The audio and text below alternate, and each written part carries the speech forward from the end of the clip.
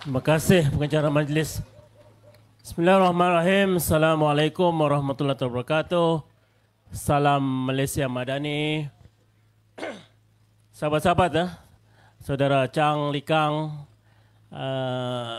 Menteri Mosti Sains dan Teknologi, sahabat saya daripada Sabah, YB Pito, Datuk Zamri, timbalan speaker kita, dan semua pimpinan-pimpinan daripada Pakatan Harapan, Barisan Nasional, dan semua yang hadir pada hari ini. Dan kita berikan tepukan gemuruh kepada Perikatan Nasional yang turut mendengar ceramah kita pada malam ini. Bagus. Bagus. Mereka juga mau bersama-sama kita. Saya yakin hati mereka akan terbuka sebab kita ada calon yang hebat. Yang pertama, calon kita ada akademik Dr. Johari.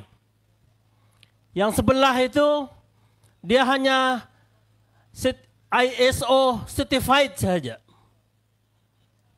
Pahamkah apa ISO certified ini? Kita yang biasa, saya daripada Telekom, YB Pito dari Telekom.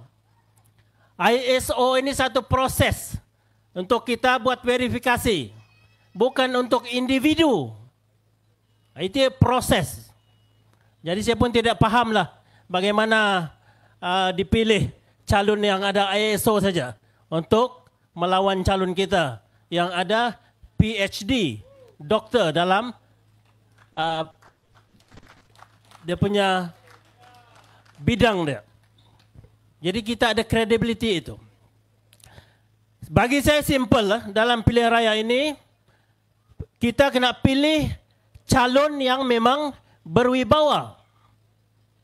Tengok akademiknya bagaimana, penglibatan kemasyarakatannya bagaimana. Itu yang penting. Sebab bila menjadi wakil rakyat nanti dia kena bawa suara rakyat ke Dewan Undangan Negeri. Dia kena bawa itu.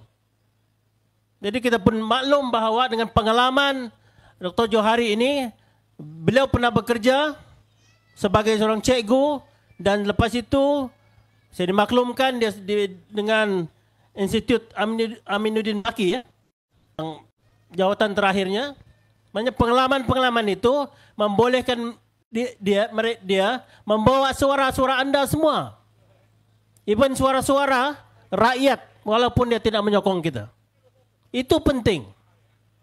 Kalau tidak, kita akan hantar seorang calon yang hanya duduk memanaskan kursi di Dewan Undangan Negeri dan tidak boleh buat apa-apa. Dan kita juga sedia maklum, yang kedua, kerjaan Pulau Pinang ini adalah kerjaan madani. Bila kita hantar pembangkang, dia tidak akan menambah apa-apa.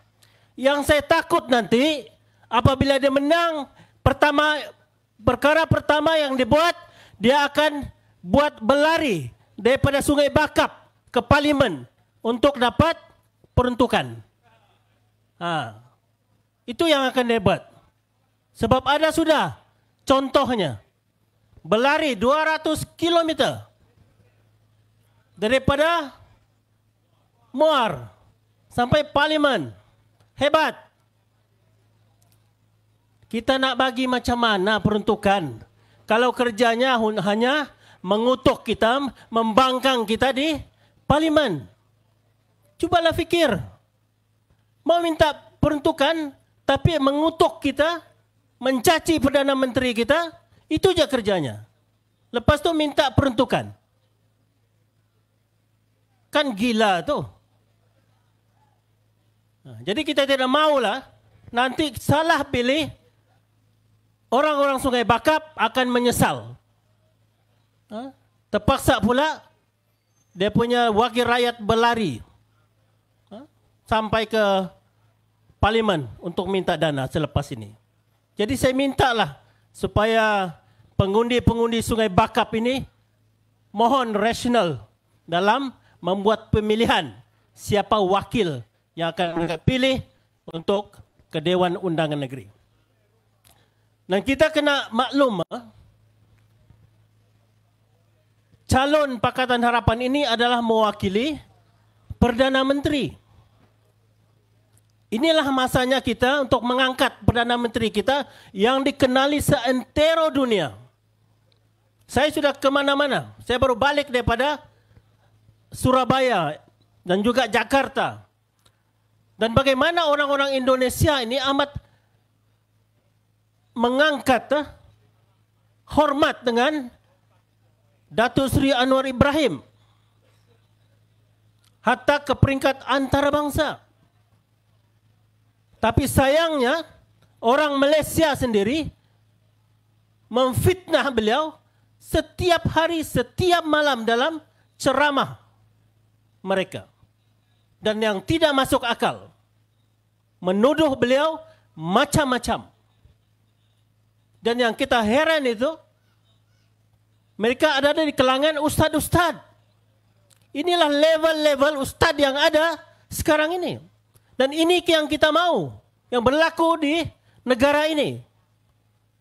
Ustad-ustad yang hanya tahu memfitnah, sepatutnya mereka keluar dengan nasihat kepada rakyat, berikan kebenaran dan keadilan. Tetapi yang mereka keluar daripada mulut mereka hanyalah fitnah semata-mata. Dan ini tidak baik untuk negara ini, dalam kita membangun negara ini. Ini yang kita kena pastikan. Kita tidak mau kita mengundi, mengangkat kelompok ini. Saya, YB Pito, kita daripada Sabah. Ini antara kerisauan kita yang paling besar. Sebab kita di Sabah, kita paham ini. Kita menjiwai keharmonian itu macam mana. Kita hidup dengan keharmonian pelbagai kaum dan agama. Tetapi apa yang berlaku sekarang ini, sudah ada tendensi, sudah ciri-ciri untuk memecah belahkan kita daripada suku, kesukuan, suku kaum, bangsa dan agama. Dan ini bukan yang dihasratkan oleh pimpinan kita terdahulu yang dalam kita membentuk Malaysia ini. Bila Malaysia ini dibentuk, kita mau supaya ada keharmonian antara Semenanjung, Sabah dan Sarawak ini. Tetapi kalau sudah ada elemen-elemen yang cuba memecah belahkan kita mengikut warna ini, mengikut suku kaum, agama ini tidak baik untuk negara kita, untuk masa depan kita. Adakah kita mau anak-anak kita bergaduh nanti? Adakah kita mau memupuk bibit-bibit perpecahan sekarang ini? Saya mau ingatkan mereka. Generasi muda sekarang ini adalah cerminan generasi masa depan. Bila kamu memecah belahkan anak-anak muda ini sekarang, mereka akan bergaduh nanti di masa hadapan. Di luar kawalan kita. Apa jadi kepada negara selepas itu? Ini adalah pesanan almarhum Profesor Dr. Yusuf Al-Qaradawi. Bila kita mau melihat masa depan negara ini, kita kena lihat anak mudanya. Inilah cerminan masa depan. Tetapi apabila kita mendidik generasi muda sekarang ini, memecah belahkan mereka, ini tidak baik untuk negara kita. Ini yang menjadi kerisauan kita di Sabah. Kita tidak mau elemen-elemen ini dibawa ke Sabah. Dan kita tidak mau juga negara ini disuburkan di negara ini. Di Semenanjung ini. Dan saya mau supaya pengundi-pengundi Sungai Bakap ini sedar perkara ini. Sebab kalau tidak kita akan menyesal sampai bila-bila. Ini amat penting. Kita, pelbagai kaum dan agama, anak-anak muda kita, mereka kena hidup bersama. Kita kena pupuk keharmonian itu bersama. Sekarang ini. Bukan untuk masa depan. Sekarang ini. Sebab mereka adalah bakal pimpinan pada masa depan. Jadi saya mau ingatkan kepada generasi muda Sungai Bakap. Jangan terpengaruh dengan kaedah yang dibuat dalam memecah belahkan generasi muda ini. Saya mau ingatkan mereka, pengundi muda Sungai Bakap, fikirlah secara rasional. Ini masa depan kamu. Kamu yang akan membela depan itu. Pupuk keharmonian daripada sekarang. Jangan pecah belahkan masyarakat ini. Jangan kerana kepentingan politik kita memecah belahkan masyarakat kita. Hanya kerana mau kursi, kita tolak budaya keharmonian yang telah kita pupuk selama ini dan yang menjadi hasrat kepada pejuang-pejuang terdahulu. Jadi ingatan saya kepada generasi muda, terutamanya sebagai timbalan Menteri Pendidikan Tinggi, kita telah berusaha bersungguh-sungguh memberikan akses pendidikan kepada semua. Sebab bagi kita, pendidikan itu amat penting dan kita mau pastikan bahawa generasi muda kita akan jaga, kita akan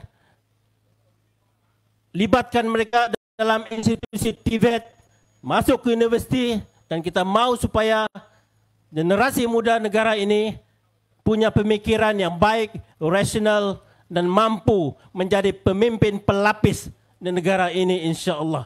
Sudah ada signal, saya pikir cukup setakat itu. Kepada pengundi Sungai Bakap, generasi muda dengar. Ingat ini, jaga keharmonian negara ini. Jangan hancurkan negara ini. Sekian, terima kasih.